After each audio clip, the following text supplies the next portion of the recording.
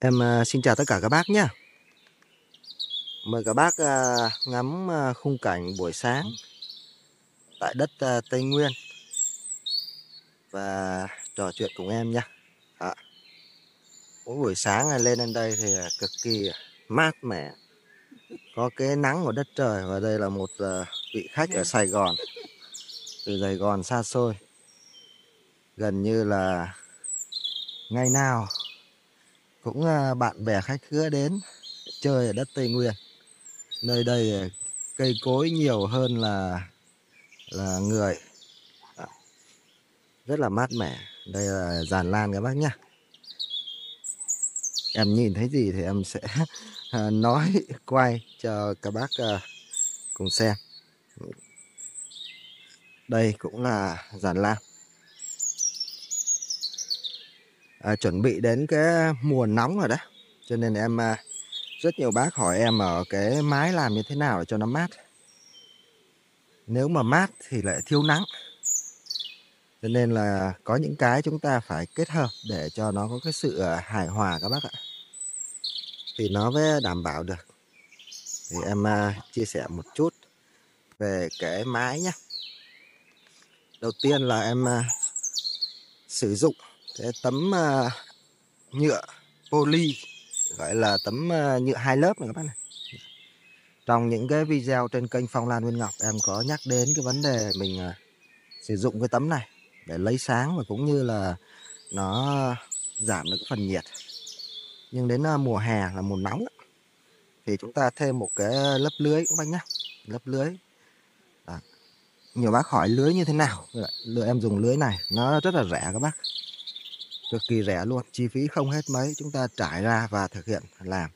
Sau khi có lớp lưới này thôi rồi thì vườn của chúng ta nó sẽ cực kỳ mát luôn.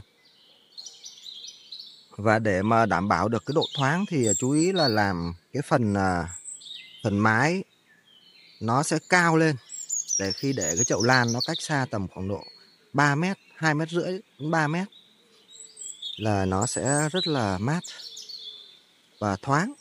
Cao thì nó sẽ thoáng các bác nhé. Phần mái rất là quan trọng để cho nó đảm bảo được cái độ mát cây. Cây mà nóng quá nó rất là còi các bác, nó không được mập đâu. Và ở hai bên cũng thế. Hai bên vách là chúng ta cũng phải đảm bảo được cái lượng nắng và có phần gió nữa. Đấy là cái cách mà em làm và trồng lan. Không sử dụng quá nhiều phân thuốc, chủ yếu là cái môi trường tự nhiên của nó. Đến với cây lan bằng tình yêu, có thể nói là kết hợp giữa chơi và kinh doanh lan. Thì điều gì làm mình cảm thấy vui và thoải mái nhất? Nó chính là chúng ta được làm cái việc mà chúng ta thích. Công việc của em trước kia không phải là trồng lan, cũng làm ở những cái doanh nghiệp rất là lớn. Nhưng mà cuối cùng chọn cây lan để mình chọn cái công việc mình thích và mình đam mê cây lan.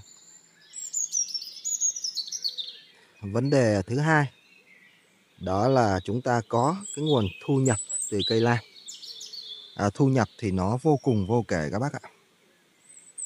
Chúng ta làm đơn giản, kết hợp giữa kinh tế và trồng chăm sóc chơi với cây lan thì nó không thể là giàu một sớm một chiều và giàu nhanh được. Bởi vì muốn giàu nhanh thì phải đi theo một cái định hướng và phải chuẩn ở rất nhiều những cái yếu tố về phân tích thị trường. Và khi mà chúng ta nhen nhóm vào cái vấn đề đó thì nó nặng về cái phần kinh tế hơn là phần chơi lan. Cho nên cái cần đó là sự hài hòa. Lấy lan, nuôi lan, và đến với lan thì đừng nghĩ là đến để làm giàu luôn. Bởi vì làm giàu nhanh thì rủi ro nó sẽ cao. Mà chúng ta tư duy đơn giản là chúng ta chơi lan, tạo niềm vui, gắn kết những người bạn ở mọi phương. Nó làm chúng ta cảm thấy thoải mái, giảm stress và vui vẻ. bên có một cái sở thích của riêng mình. Bên cạnh đó thì sẽ có những cái giống lan mà nó vẫn mang lại chúng ta những cái thu nhập. Nhưng mà phải xác định một điều, đó là lựa chọn cái cây nào để làm kinh tế. Em có một bài phân tích là liều thì ăn nhiều. Đó là những cái cây lan mà có cái giá trị rất là cao. Nó lên đến tiền trăm, tiền tỷ. Nhưng mà nếu chúng ta chọn sự thảnh thơi thì chúng ta vẫn làm kinh tế bằng những cái cây lan va có giá trị tầm trung. Có nghĩa đó là những cái cây lan mà chúng ta hay nói nó đã về với cái giá trị thực của nó. Trong suốt cái quá trình mà chơi lan thì em thấy một cái nghịch lý là như thế nào? Khi những cái cây lan nó đang ở cái giá rất là cao thì chúng ta thường hay nói đến khi nào cây lan về giá trị thực thì mình sẽ thực hiện mình chơi và đầu tư nó phù hợp. Nhưng mà khi những cái cây lan nó đã về với cái giá trị thực ở những cái giống cây nào đó thì chúng ta lại không để ý mà chỉ tập trung vào những cái thuộc vào những cây của thị trường. Chúng ta luôn nhớ một điều, ở mỗi thời điểm, một khoảng khắc thì cây lan nào, hàng va thì nó đều có những cái cơn bão về cái cơn sốt về giá. Các bác còn nhớ những cây như năm cánh trắng Bùi Việt cũng đã từng làm mưa làm gió, hay những cây lâm sung Võ Tòng, rồi là những cây năm cánh trắng Hà Tĩnh, đúng không ạ? Khi nó sốt thì chúng ta lao vào chúng ta mua cho bằng được. Nhưng mà khi nó về với cái giá trị và rất là dễ để thực hiện chơi, nó không nằm trong danh sách những cây phát triển về thị trường thì chúng ta lại không để ý đến nó nữa. Thực tế thì những cái cây mà năm cánh trắng cơ bản nó không nằm trong danh sách những cái cây mà phát triển nhanh về kinh tế. Thì có làm được kinh tế hay không? Người em khẳng định nó làm được và rất là bền vững các bác nhé. Kể cả như năm cánh trắng Hà Tĩnh, năm cánh trắng Bùi Việt, năm cánh trắng Phú Thọ, năm cánh trắng HO, năm cánh trắng Củ Chi, năm cánh trắng Lang Biang, đều như là những cái mặt hoa cũng đã từng một thời làm mưa làm gió. Và đến bây giờ thì giá của nó rất là ok. Chúng ta chơi cảm thấy rất là an toàn, không nặng nề. Nếu thị trường có vấn đề nào đó thì chúng ta coi như nó là phần trò chơi, đúng không ạ? Phần phục vụ cho phần đam mê của mình. Nhưng nếu mà nó có sập sàn thì chúng ta vẫn có thể chơi và trao đổi với nhau được. Không phải là vấn đề mà chúng ta nặng nề vào phần kinh tế và mất đi quá nhiều. Mất đi quá nhiều đó là cái trường hợp chúng ta đầu tư vào những cái cây đang sốt. Và không may nếu thị trường nó xuống sâu thì chúng ta mất. Đấy là mất ở cái phần kinh tế. Khi nói về thị trường lan á, thì có nhiều cái nội dung mang tính chất trái chiều lắm các bác. Bởi vì cái tư duy trong vấn đề kinh doanh ở mỗi người nó sẽ rất khác nhau. Khi mà thị trường đang ổn định, đang lên, chúng ta đầu tư vào những cái cây giá trị cao, chúng ta thấy rằng nó có lời và chúng ta chỉ tập trung vào những cây mang lại cái giá trị cao đó, thì chúng ta thấy rằng là nó rất ok, mang lại kinh tế có thể là một tháng kiếm vài trăm triệu hoặc tỷ bạc là bình thường. Đấy là chúng ta đang nghĩ đến những cái điều thuận lợi mà không thấy được những cái được gọi là bất cập khi có biến cố xảy ra. Trước đó em có nói về những cây làm mưa làm gió, nhưng mà bây giờ thì nó đã về một cái giá rất là dễ chơi để chúng ta thực hiện chơi. Đặt lại câu hỏi nó có đẹp hay không? Nếu như xét về cái đẹp thì nó cực kỳ là đẹp. Nó được thuộc vào cái nhóm là dòng lan đột biến đẹp. Nhưng mà bây giờ thì người ta lại có một cái định nghĩa khác. Đẹp thì phải kết hợp với cái giá nó phải cao. Những cái cây tiền vài chục triệu, vài trăm triệu hoặc vài tỷ một cái kỳ thì chúng ta chưa được thẩm nhiều vào bông hoa.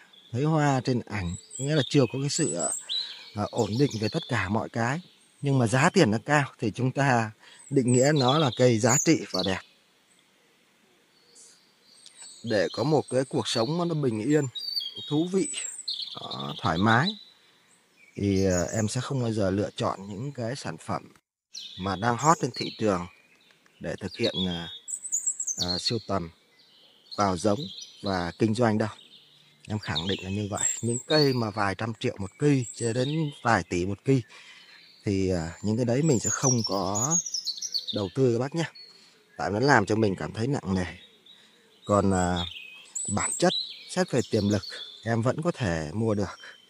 Nhưng mà mình mua, mình sẽ mang lại gì cho mình, được gì và mất gì. Đó là cái rất là quan trọng. Cách đây tầm khoảng độ 6 năm cho đến 4 năm trở lại đây thì em thường làm những cái video chia sẻ về những cây hàng rừng, hàng kg. Nhiều bác nói rằng là đi theo cái định hướng của em thì chả mang lại gì cả. Thực ra chúng ta đang nhìn vào thị trường và chúng ta không thấy được những gì mình được. Đôi khi chúng ta cứ thấy cái một miếng ăn ngon là chúng ta thấy rằng là đấy là được. Không phải đâu các bác. Chúng ta phải nhìn đến cái sức lao động, cái khả năng tư duy thay đổi để có được một cái món ăn đấy là nó xuất phát từ đâu.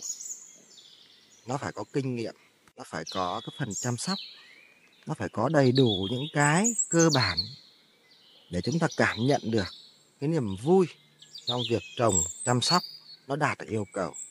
Chúng ta khắc phục được những cái nhược điểm của mình để thay đổi và tự tin hơn trong vấn đề trồng lan. Thì đấy là cái chúng ta được nhiều nhất. Để rồi bây giờ hàng trăm, hàng nghìn, hàng vạn người trồng lan va thì quay trở lại phủ nhận rằng là trồng hàng rừng không mang lại gì. Một câu hỏi đơn giản đặt ra là những cây hàng rừng, cây lan va hàng rừng nó xuất phát từ đâu? Thì nó xuất phát từ cái gì ạ? Từ những cây xổ số, những hàng rừng mà chúng ta đã từng mua khóm, mua kg. Nó có đắt hay không ạ? Nó không đắt, nó rất là rẻ. Chúng ta có thể mua 5 lạng, 1 ký về chúng ta thực hiện ghép cực kỳ thoải mái và nhiều. Nó mang lại chúng ta gì ạ? Nó là kinh nghiệm, nó là sự may mắn, nó là cảm xúc khi mà chúng ta thực hiện sổ ra được những bông hoa rừng đó. Nhiều được bác may mắn thì lại giống được những cái cây lan nó có giá trị rất là cao. Còn không may mắn thì chúng ta vẫn có được rất nhiều những cái mà chúng ta lại không lường được, không tạo thành cái điểm nhấn cho mình và coi đó là sự thất bại. Những người mà luôn luôn cố và tìm cái sự may mắn thì cái may mắn đấy nó sẽ luôn trốn tránh chúng ta các bác nhé. Đừng tìm kiếm, cái gì đến nó sẽ đến. Ở mỗi giai đoạn, mỗi thời khắc thì nó luôn mang lại những cái gì đó cho chính bản thân chúng ta. Dù nó là một bài học, nhưng cần là cần gì ạ? Trân trọng tất cả những khoảng khắc nó đến với mình. Bất cứ thời điểm nào, cây lan gì, nó mang lại chúng ta cảm xúc, nó mang lại chúng ta kinh nghiệm, nó mang lại chúng ta những cái giá trị về bài học. Thì đấy là cái được. Thời gian mà em làm video trên cả hai kênh YouTube là Xem Cùng DNN và Phong Lan Nguyên Ngọc.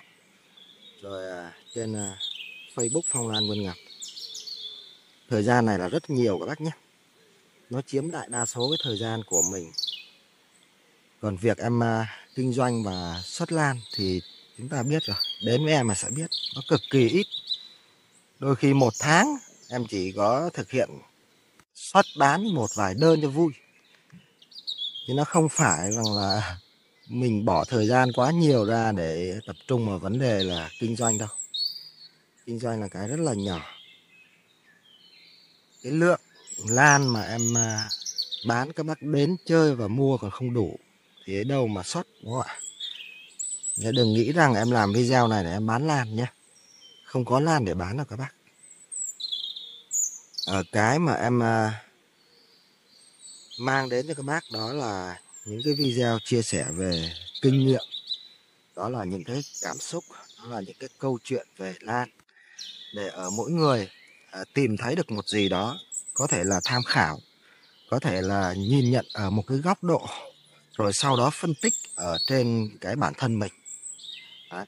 Nếu chúng ta muốn cảm nhận nhiều hơn, phong phú hơn thì chúng ta nghe, hiểu và chuyển hóa, đưa nó vào cái suy nghĩ của mình ở một cái góc nhìn nào đó. Còn với em thì cứ vui vẻ hàng ngày tiếp cận với những bác ở trên khắp miền Tổ quốc, cùng cái đam mê, cùng sở thích, vậy là vui. Rồi em xin chào và hẹn gặp lại các bác ở video sau nhé. Em ngắm hoàng hôn tại đất Tây Nguyên cùng với một đứa em ở Sài Gòn. Xin chào và hẹn gặp lại các bác.